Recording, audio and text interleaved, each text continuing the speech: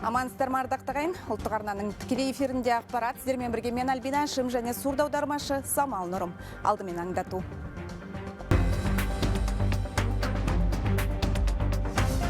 Қар құрсауында қалған ауылдар Шығыс Қазақстанның 2 ауданында төтенше жағдай жарияланды. Қардың қалмады, жылқын су қайдағымыз бар алмайды. Жабылған жолды ауыр техниканың өзі аршып ала алмай әлек. Ал ауылдарға азық-түлік пен дәрі-дәрмек тікұшақпен тасымалданып жатыр. Ұлттық қордан ақша алатын балалар кімдер? Тізім бекітілді. Енді 7 миллионға жуық жас қазақстандықтың шотына 1 ақпаннан ақша түседі. Қыстың көзі қырауда, ал Риттердің кей үйлері жылусыз қалды. Кім кінәлі? Энергетика саласында түйткіл көп, үкімет басшысы әкімдіктерді шетте қалған үшін айыптады. Өңірлік электр желілік компаниялары өздерінің инвестициялық бағдарламаларының жасалуы мен орындалуын бақылап отырған жоқ. Энергетика саласына бақылау күшейтіледі. Супер камбэк! Елена Рыбакина Australian Open'де жеңіске жетті. Бірақ Мельбурндегі теннистен турнир өзге жерлесіміз Александр Бублик үшін сәтсіз аяқталды.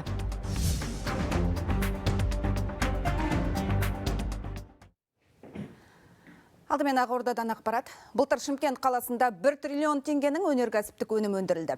Құрылыс саласы айтарлықтай жанданып, 1 миллион шаршы метрден астам тұрғын үй пайдалануға берілді. Президент қабылдауында болған Шымкент қаласының әкімі Ғабит Сыздықбеков осылай деп есеп берді. Оның мәліметі бойынша өзге бағыттарда да ілгерілеушілік бар. Мемлекет басшысы Қасым-Жомарт Тоқаев қала экономикасын одан әрі әртараптандыру, қосымша инвестиция тарту, сондай-ақ шағын және орта бизнесті қолдау шараларын күшейту жөнінде тапсырмалар берді. Президентімізге қаламыздағы әуежай терминалының құрылысы бойынша, теміржол вокзалының құрылысы бойынша, басқа да әлеуметтік объектілердің құрылысы бойынша баяндадым. Президентіміз жалпы қаламыздың дамуына оң бағасын бере отырып, алдымыздағы жылға халықтың әл-ауқатын арттыру бойынша нақты тапсырмалар берді.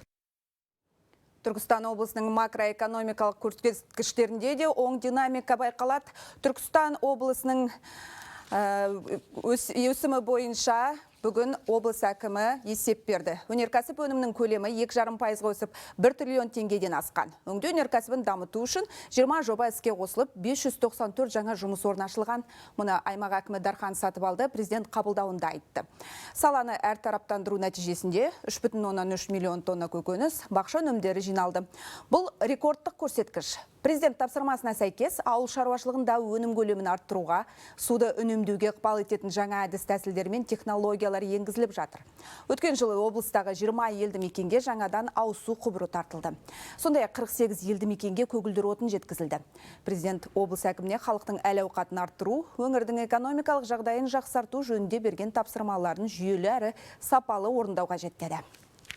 Президентіміз Қасым-Жомарт Кемелдің қабылдауында болдым. Қабылдауда бірінші кезекте өткен жылдың барлық көрсеткіштер бойынша баяндадым. Әлеуметтік экономикалық мәселе бойынша макро көрсеткіштердің барлығы оң динамиканы беріп отыр. Негізі бағыт беріп отырғанымыз біздің өндіріс және де ауыл шаруашылықта біз өңірлердің арасында бірінші орынға өндірілген өнім көлемімен шығып отырмыз. Қорытындысы бойынша нақты тапсырмалар берді.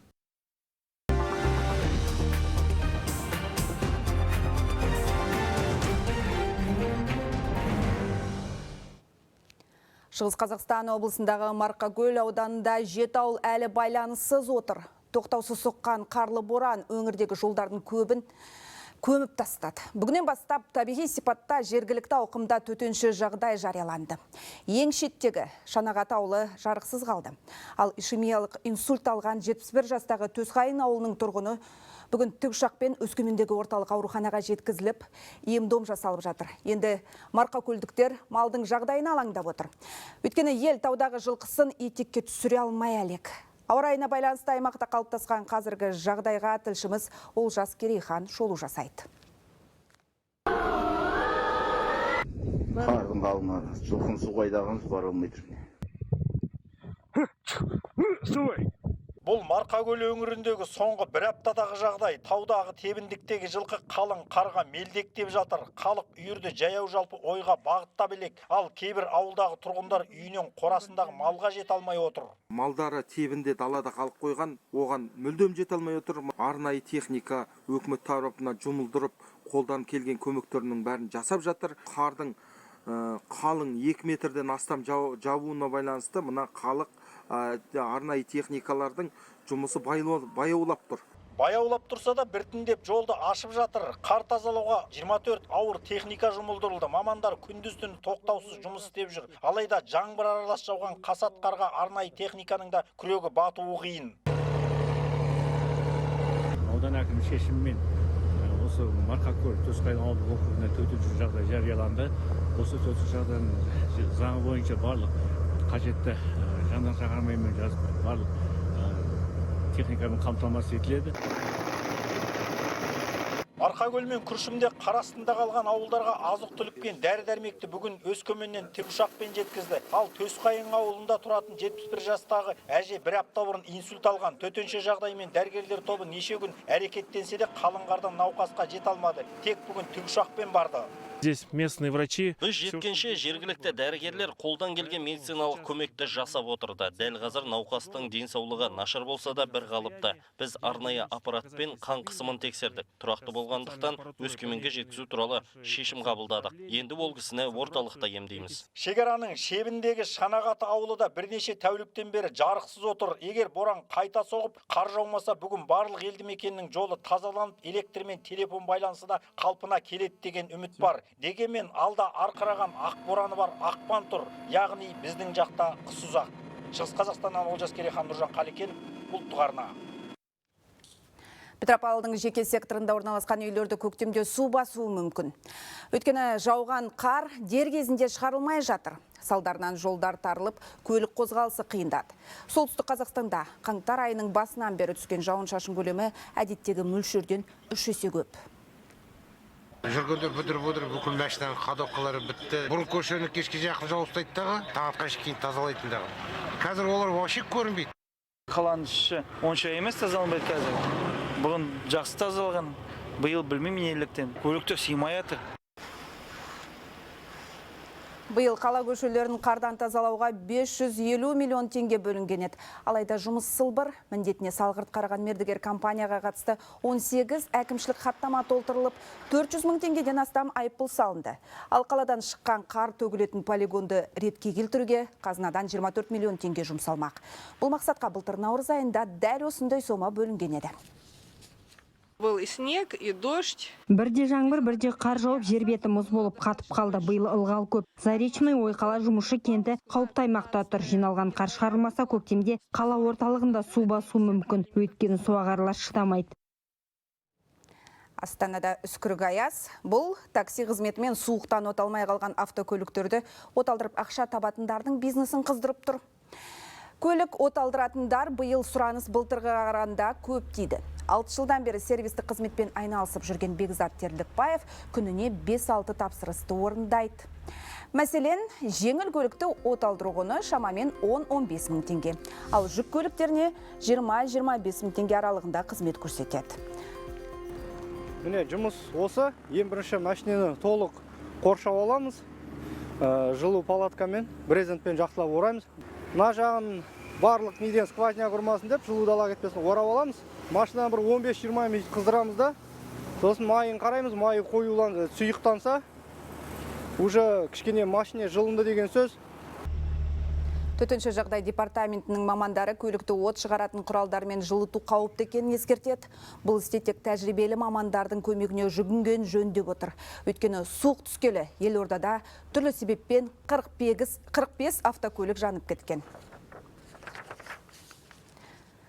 Қытайдың Шыңжаң ұйғыр автономиялық аймағында мыңға жуық турист қар құрсауында қалып қойған. Оларды құтқаруға әрекет жасалып жатыр. Әзірге нәтиже болмай тұр. Саяхатшылар Қазақстанмен, Ресеймен, Моңғолиямен шекаралас курорттық Хему ауылында. Олар Алтай тауларында бірнеше рет қар көшіп, жолдар жабылып қалғандықтан кері қайта алмады. Сол жолдарды тазартуға арнайы техника мен сарбаздар жіберілді. Бірақ кейбір жерлерде қардың биіктігі 7 метрден асып кеткендіктен туристерге жету мүмкін болмай отыр. Жалғастырамыз. Бүгін Швейцарияның Давосында дүниежүзілік экономикалық форумның бірінші толық отырысы өтіп жатыр.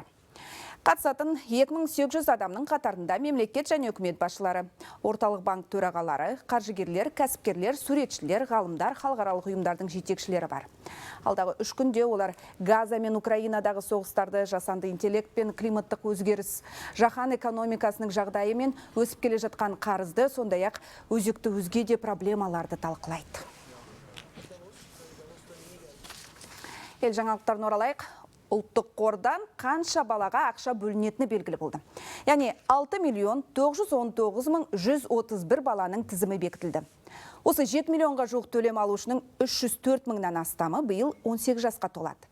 Олар қордан түскен қаражатты алғашқы болып биыл шешіп, білім алуға немесе баспаналы болуға жұмсай алады. Ал халық тағатсыздана күтіп жүрген қаражат 2 аптадан кейін түседі. Жоспарға сәйкес 1 ақпаннан бастап балалардың шотына ұлттық қордан ақша аударылады. Төлемнің түскенін ата-аналар ЕГОВтың сайтына немесе мобильдік қосымшасына кіріп тексере алады. 1 ақпанда біз бәрін жариялайтын боламыз. 1 ақпанға дейін, мысалы, біз сәйкестендіру нөмірі салыстыру жұмыстарын өткізіп жатырмыз ғой. Өйткені жалғыз ЕНПФ емес, бұл жерде басқа да мемлекеттік органдар бар. Сондықтан ата-аналарға ешқайда барып, ешқандай құжат тапсырудың керегі жоқ. Бәрі цифрланудың арқасында осындай мүмкіндік бар. Автоматты түрде бәрі ашылады. Қытайдан онлайн тапсырыспен сатып алынған заттар енді жылдамырақ келеді. Еліміздің бірнеше қаласында арнайы бонд қоймалар ашу жоспарланып отыр. Олар Астана, Алматы және Шымкент қалаларында салынбақ. Премьер-министр елімізде онлайн сауданы дамытуды тапсырды. Бұл қоймалар тауарды тек шетелден алып қана қоймай, сыртқа сатуға да септігін тигізеді. Былтыр еліміздегі онлайн сауда көлемі 2,2 триллион теңгеге жетіп, жалпы бөлшек сауданың 13%-ын құраған. Интернет арқылы тапсырыспен алынатын негізгі тауарлар үй тауарлары, киім, аяқ киім, тамақ өнімдері, косметика, дәрі-дәрмектер. Халықаралық маркетплейстер арқылы Қазақстан жыл сайын экспорт көлемін $100 миллион көбейтуді көздеп отыр. Ол үшін төлем жүйелері, логистика және курьерлік қызметтің жұмысын жүйелі түрде жолға қою қажет. Бонд қоймаларын ашу Қытайдан Европаға және кері бағытта тауарларды одан әрі транзиттеу үшін ірі шетелдік маркетплейстердің тауарларын орналастыруға мүмкіндік береді. Бұл шетелдік тауарларды қазақстандық сатып алушыларға жеткізу уақытын 60-тан 7 күнге дейін қысқартуға мүмкіндік береді. Ақпараттан ары қарай көретіңіз.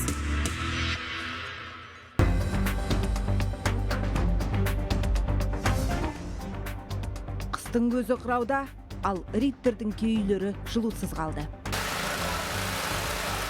Кім кінәлі? Энергетика саласында түйткіл көп, үкімет басшысы әкімдіктерді шетте қалған үшін айыптады. Өңірлік электр желілік компаниялары өздерінің инвестициялық бағдарламаларының жасалуы мен орындалуын бақылап отырған жоқ. Энергетика саласына бақылау күшейтіледі. Супер камбэк! Елена Рыбакина Australian Open'де жеңіске жетті. Бірақ Мельбурндегі теннистен турнир өзге жерлесіміз Александр Бублик үшін сәтсіз аяқталды.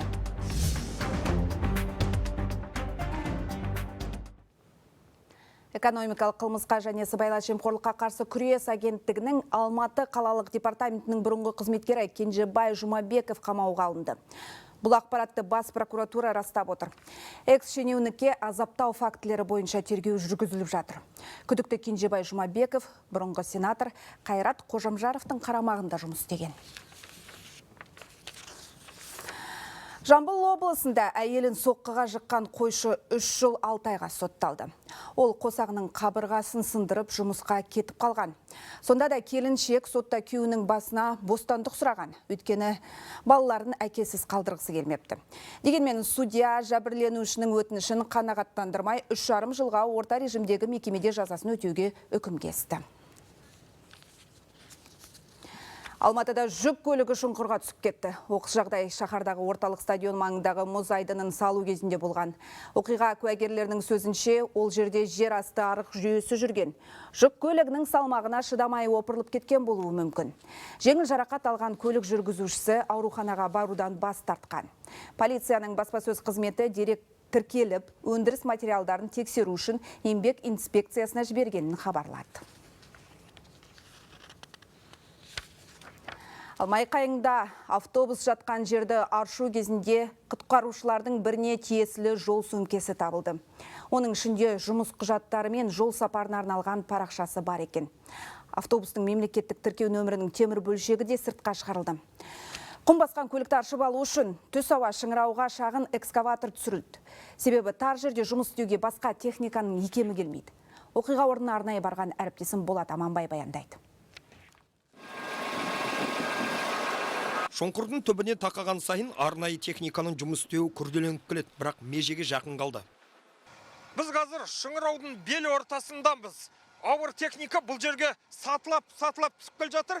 Бірінші, екінші, мынау үшінші саты, қазір төртінші сатыда жұмыс істеп отыр. Бесінші саты ол автобустың жатқан жері. Оған шамамен ертеңдері жетуі тиіс. Қазір бұл жерде 30 градусқа дейін аяз, төмен түскен сайын суық күшейіп барады.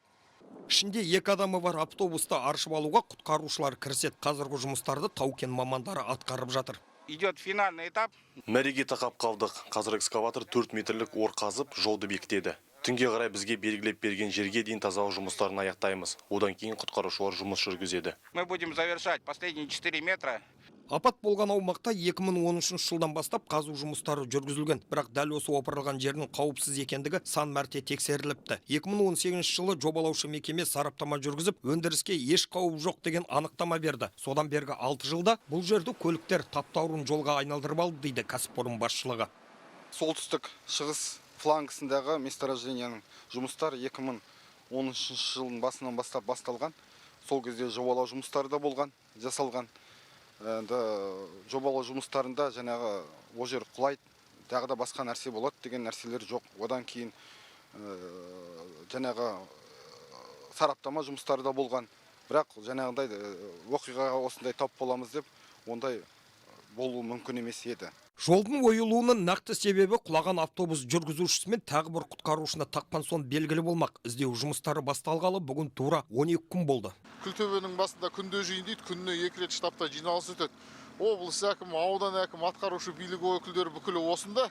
Енді о кісілермен біздің айырмашылығымыз қазіргі таңда болмай тұрды. Олар да көрермен, біз де көрермен. Мынау енді масқара ғой, 66 метрге жете алмау деген апталда 2 азамат жатыр. Тағы бір тың жаңалық фабриканың қожайыны сербиялық азамат Милан Попович екен. Бұны кәсіпорын басшылығы растап отыр. Болат Аманбаев, Әділхан Мұталапов, Қазақстан ұлттық телеарнасы, Павлодар облысынан.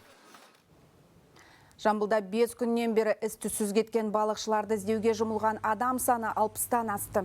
Іздеу жұмысына сүңгуірлер мен дрондар да жұмылған. Бірақ әзірге ешқандай нәтиже жоқ. Қарабастау ауылының қос тұрғыны Билгөл көліне батып кетуі мүмкін деген болжам бар. Жоғалып кеткендердің бірі 43-те, екіншісі 37 жаста. Екеуінің де отбасы бар.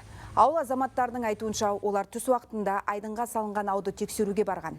Ал көлге түскенде кенет күшті жел басталады. Долы дауылдан кейін не қайығы, не ескегі де табылмады. Тұрғындар жоғалған азаматтар тірі табылса деп тілеп отыр. Ал Билгөлдің тереңдігі 4 метрге жетеді, ені 20 шақырымға жуықтайды. Сондықтан мамандар айдынның аумағын 90 учаскеге бөліп іздеп жатыр. Ауа райының қолайсыздығына байланысты іздеу жұмыстары күрделенуде. Қазіргі уақытта Билікөл көлінің маңында жүргізіліп жатқан іздестіру жұмыстарына Жамбыл облысы төтенше жағдайлар департаментінің жеке құрамының 14 адамы және пилотсыз ұшу аппаратының 3 бірлігі, 400 құралдары жұмылдырылды және бір бірлік эхолот жұмылдырылды. Шығыстағы Риддер қаласындағы кейбір көп қабатты үйдің тұрғындары әлі тоңып отыр. Өйткені ондай баспаналардың ішкі жылу жүйесіндегі ақау реттелмеген. Сондықтан тұрғындар жылудың қысымын көтеру үшін жертөлеге арнайы насос орнатып алған. Ал қаладағы орталық жылу құбырының 80%-дан астамы тозып тұр. У нас воды горячей нет. И до сих пор летом, когда вот все нормально было, когда... Жазда сәл жақсы болғанымен қыс түсе кейбір үйлердің жылуы нашар. Негізінен көп қабатты ескі баспаналар жылмайды. Өйткені ішкі жылу жүйелері әбден ескірген. Есік, терезесі тесік.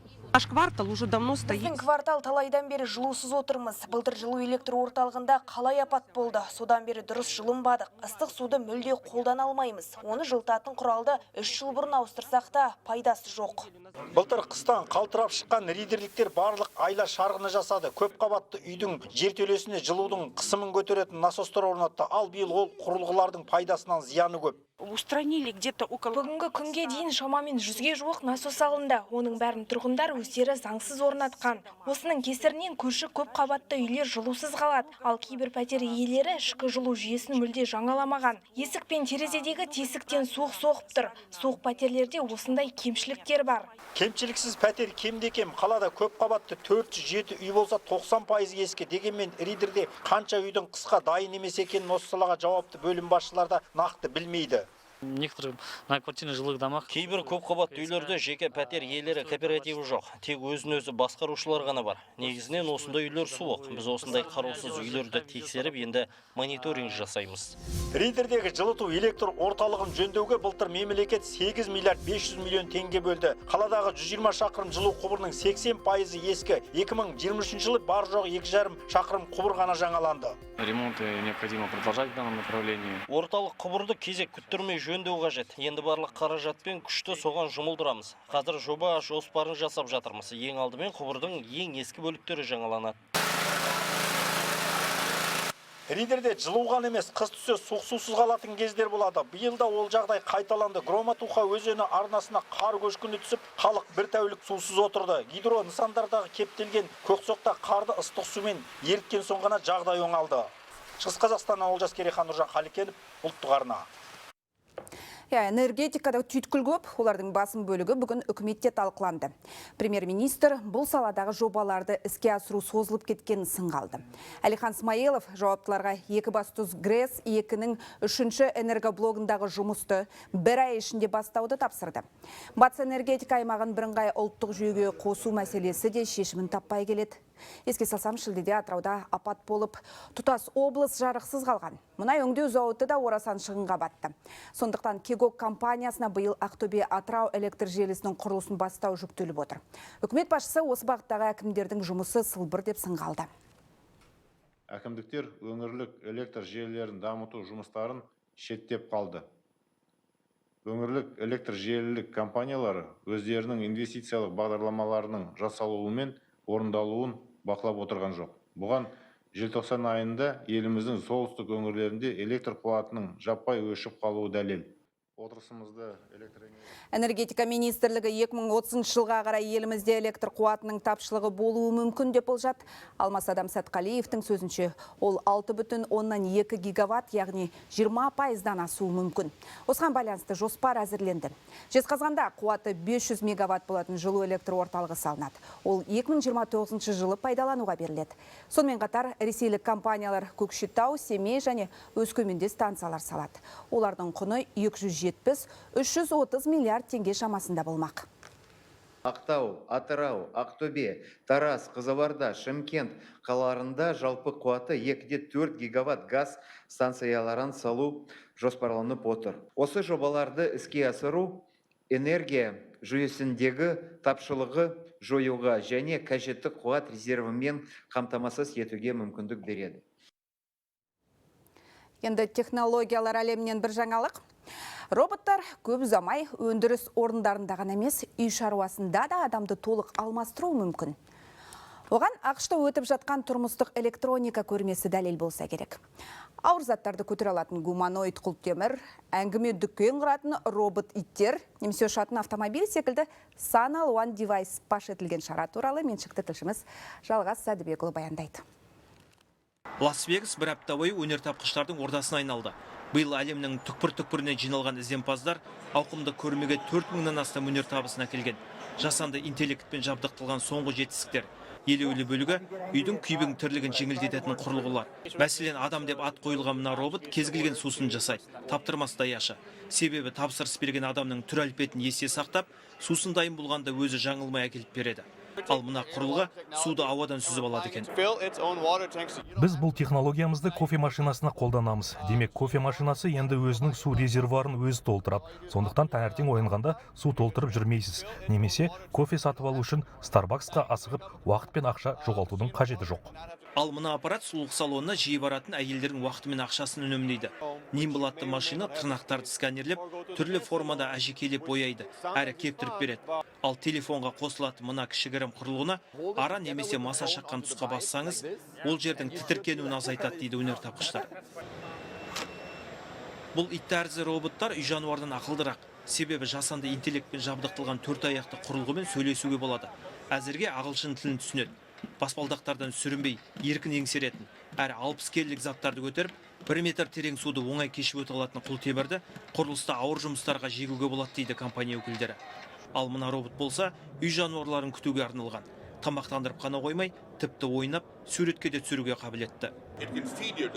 Ол итіңізді уақытылы тамақтың қажетті мөлшерін бере отырып қоректендіре алады. Қажет болған жағдайда итіңізді емдей алады, ойынға тарта алады. Егер итіңіздің іші пысса немесе оған басқа жаттығу қажет болса, онымен доп лақтырып ойнайды.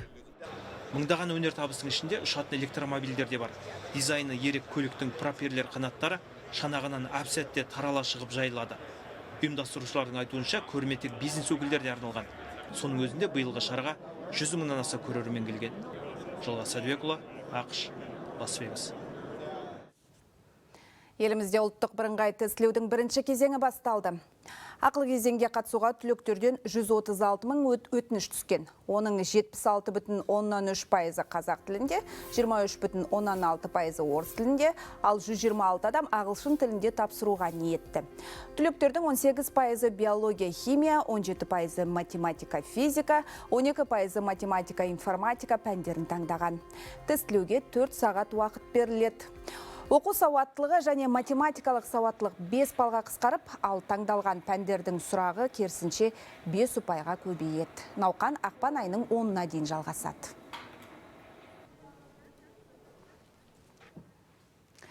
Биыл Қазақстанның тұңғыш қорғаныс министрі Сағадат Нұрмағамбетов пен халық қаһарманы Рахымжан Қошқарбаевтың туғанына 100 жыл. Қос батырдың құрметіне орай елімізде бірқатар ауқымды іс-шара өтпек. Бұл туралы арнайы брифингте қорғаныс министрлігі өкілдері айтты. Елордада армия генералы Сағадат Нұрмағамбетов атындағы көшеге ескерткіш қойылып, туған жері Ақкөл қаласында түрлі шаралар ұйымдастырылу жоспарланған. Сондай-ақ мамыр айында батырдың өмірінен сыр шертетін деректі фильм көрерменге жол тартады.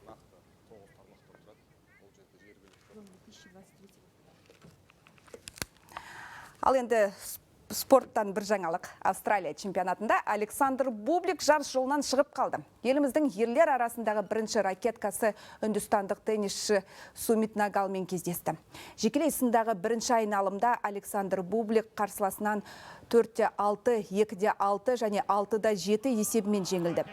Айта кету керек, қарсыластар бұрын соңды кездеспеген. Мельбурнда өткен матч 2 сағат 38 минутқа созылды. Бублик 13 эйс, 9 қос қателік жасады. Алайда 7 брейк-пойнттың 3-ін сәтті пайдаланды. Есесіне Елена Рыбакинаның асығы алшысынан түсті.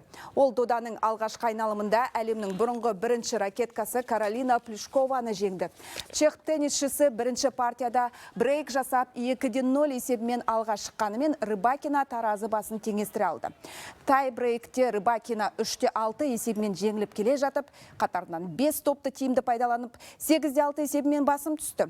Қорытынды есеп 6-4. Енді Қазақстанның үздік теннисшісі екінші айналымда әлемнің 57-ші ракеткасы ресейлік Анна Блинковамен кездеседі. Бүгінге осы, алда ауа райы болжамы, амандықта жүздесейік.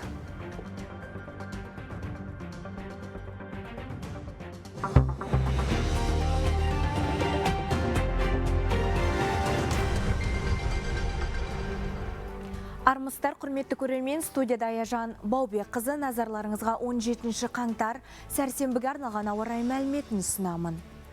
Қазақстанның басым бөлігінде аязды ауа райы, еліміздің батысы мен оңтүстік шығысында тұрақсыз ауа райы күтіледі, қар түрінде жауын-шашын жауады және де боран мен жел күшейеді. Сондықтан сақ болыңыздар, алыс жолға шықпауға кеңес береміз. Солтүстік өңірдің басым бөлігінде күн ашық, сынап бағанасы Петропавл мен Қостанайда күндіз -16, түнде 20-22 градус суық. Ауа температурасы Көкшетау мен Павлодарда түнде -20-26 градусты көрсетеді, күндіз 13-17 градусқа дейін көтеріледі. Орталыққа тоқталсақ, термометр бағаны Қарағанды мен Жезқазғанда күндіз -15-17 градус, түнде 24-23 градус суық. Шығысқа қарай ойсақ, ауа температурасы Семей мен Өскеменде түнде -27-24 градус, күндіз Өскеменде 20 градус суық, Семейде -16 градусты көрсетеді. Батыстың басым бөлігінде күн құбылмалы, сынап бағанасы Орал мен Атырауда күндіз 0-ден 3 градус төмен, түнде -9-8 градусқа дейін көтеріледі.